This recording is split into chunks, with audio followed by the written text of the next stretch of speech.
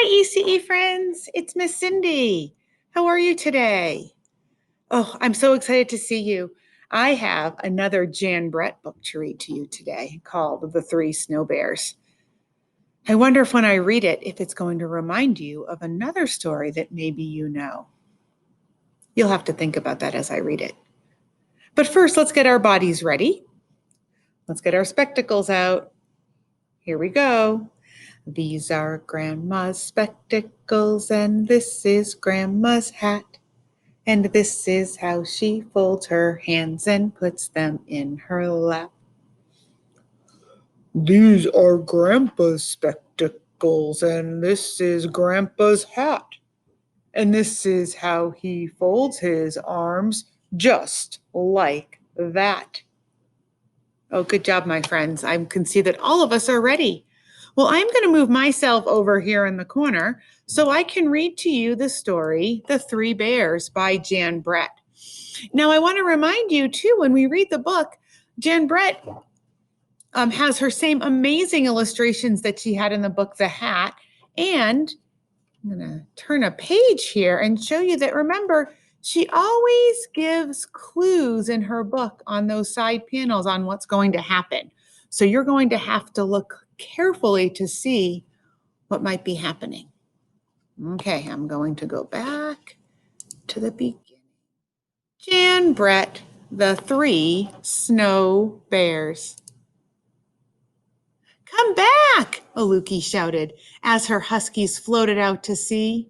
Oh no! She knew that although an ice floe is a good place to fish, it is a bad place to lose a dog team. Not far away, a snow bear family had just started to eat their breakfast, but it was way too hot for Baby Bear. So here's Aluki, and there's her dog team floating off on the ice floe. And here's a little clue. We're going to see the bear family next. Owie! Yowled Baby Bear. My breakfast burned in my mouth. We'll go for a stroll and let the soup cool, Mama Bear said. Aluki was running along looking for her dogs when she came upon the biggest igloo she had ever seen. Who lives here? She wondered. Here you can see the bears that are off on their walk. Aluki ducked inside. Right away, she smelled something delicious. Across the room, she saw a big bowl, a middle-sized bowl, and a small bowl. Surely the good smell was coming from the three bowls. Aluki took a sip from the biggest bowl. Ow! She cried out. Too hot! She took a sip from the middle-sized bowl. Ew, too cold. She tipped up the littlest bowl and drank every drop. She said, not too hot and not too cold. In the next room, Aluki spotted 3 pairs of beautiful boots standing in a row. She put on the biggest boot. Too big, she said. She put on the middle-sized boot. Too fancy, she said. She put on the littlest pair. Just right, she said, wiggling her toes in the soft fur lining. Aluki walked into the last room and found a long sleeping bench piled high with fur covers. Heat from an oil lamp warmed her cheeks and made her sleepy. Time for a nap, she thought. She crawled under the highest mound of covers. Too lumpy, she grumbled. She tried the middle bed with the furry fringe cover, but sank down so far that she could hardly breathe. Too soft, she said. She rolled over into the smallest sleeping place. The furry blanket was cozy and warm, and the pillow was just right. It was just her size. Just right, Aluki murmured, and she was asleep before she could take her boots off. Now, I kind of like these pictures over here because I don't know if you've been noticing, but the bears seem to have helped Aluki's dog team out. See them over there? Have you made a connection to what this story is like? It definitely reminds me of a book I know from even when I was little.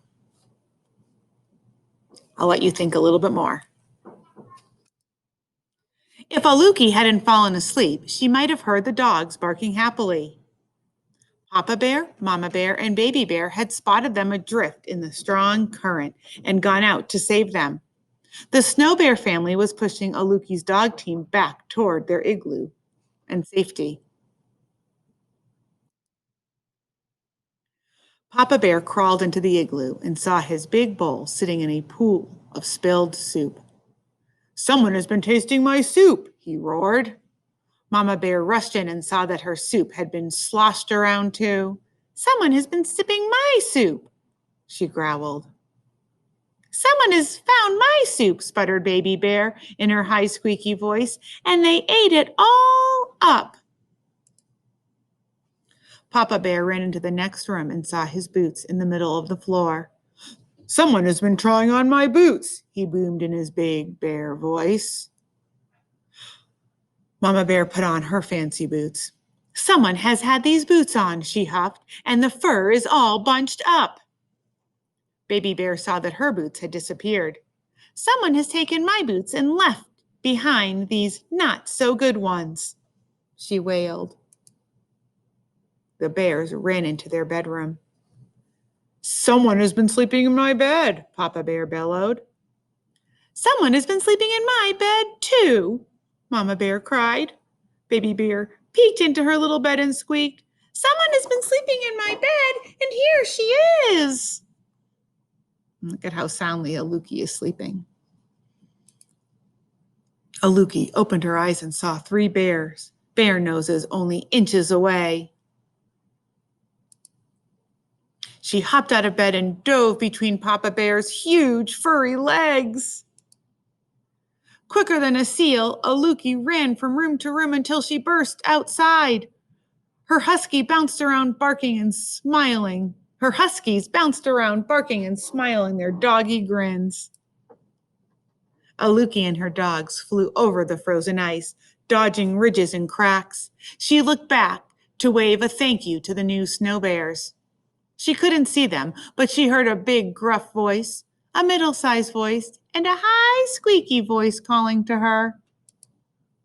Bye, bye-bye, bye-bye, bye-bye.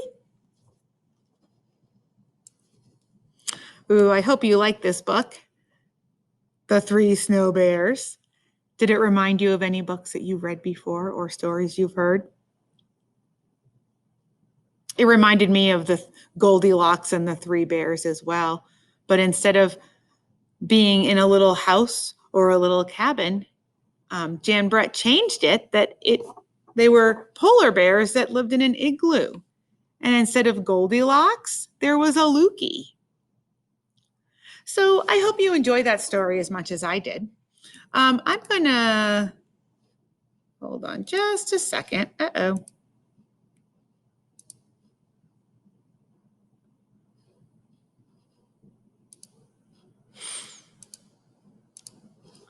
Not sure if you can see me or hear me. I don't know where I went.